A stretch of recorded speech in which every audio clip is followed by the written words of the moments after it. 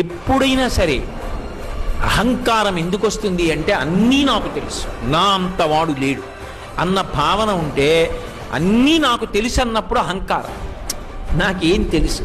సర్వజ్ఞుడైనటువంటి వాడు ఈశ్వరుడు. ఆయన నాకన్నా తెలుసున్న వాళ్ళని ఎందరినో సృజించాడు. ఆయన నన్ను ఇవాళ 4 మాటలు నేర్పి ఇక్కడ కూర్చోపెట్టి తరించరా అన్నాడు. 12 స్కంధములు ఆంధ్రీకరించిన పోతన గారు నేను భాగవతం ఆంధ్రీకరించాననలేదు.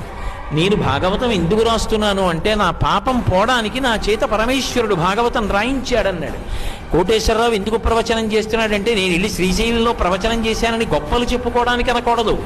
ఒరే, అక్కడ ఇక్కడ తిరిగి అహంకారంతో బ్రతుకుతున్నావురా, సహస్రఘటాభిషేకం అవుతోందిరా, వచ్చి ఓ కుండ పట్టుకో, నీ జన్మ తరిస్తుందని ఈ కుండని కాపాడడానికి, కుండ నెత్తికెత్తడానికి నన్ను తీసుకొచ్చాడు.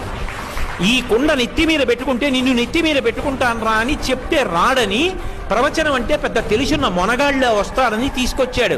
తీసుకొచ్చి 3 రోజులు నా చేత దర్శనమిచ్చి మహానుభావుడు నన్ను అనుగ్రహించాడు. నాకన్నా విద్వాంసులు లోకంలో లేరా? ఎందరున్నారో వాళ్ళ పాద ధూళికి నీ సరిపోను.